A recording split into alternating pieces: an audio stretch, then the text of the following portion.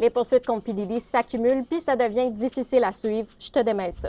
P. Diddy, Puff Daddy, Diddy, c'est la même personne. C'est Sean Combs, un rappeur et producteur de hip-hop qui a travaillé avec plein de monde célèbre comme Mariah Carey, Usher et Notorious B.I.G.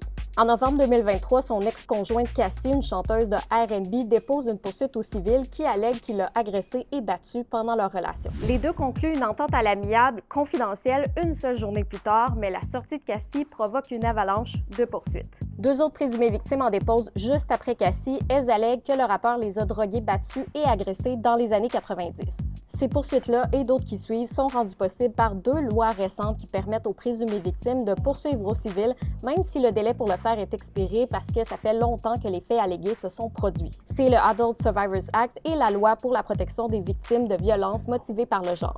Il y a donc trois autres poursuites civiles qui sont déposées entre décembre 2023 et septembre 2024. Il y a entre autres une ancienne membre d'un groupe formé par P. Diddy, Danity Kane, qui allègue qu'il l'a agressé et abusé physiquement et psychologiquement.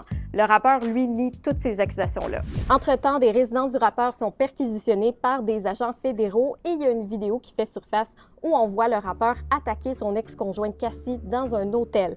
Il s'excuse ensuite sur Instagram. En septembre 2024, il est arrêté. Pourquoi là et pas avant? Bien parce qu'il est maintenant accusé au criminel, ce qui n'était pas le cas pour les poursuites d'avant, qui étaient des poursuites civiles. L'acte d'accusation le décrit comme un prédateur à la tête d'une entreprise criminelle qui fait entre autres du trafic sexuel, du travail forcé et des enlèvements. On lui reproche d'avoir incité des personnes à participer à des soirées extrêmes où les gens avaient des relations sous l'influence de substances, parfois pendant plusieurs jours d'affilée.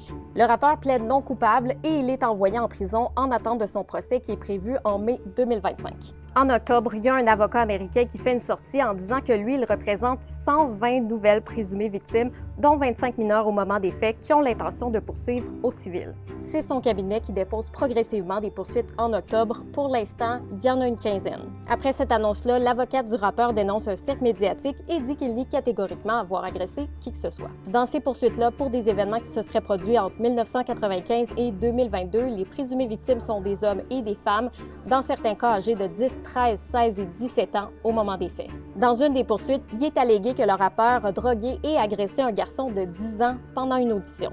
Dans une autre poursuite, il est écrit pour la première fois depuis le début des dénonciations qu'un homme et une femme célèbres qui ne sont pas nommés ont participé à l'agression d'une fille de 13 ans avec Sean Combs.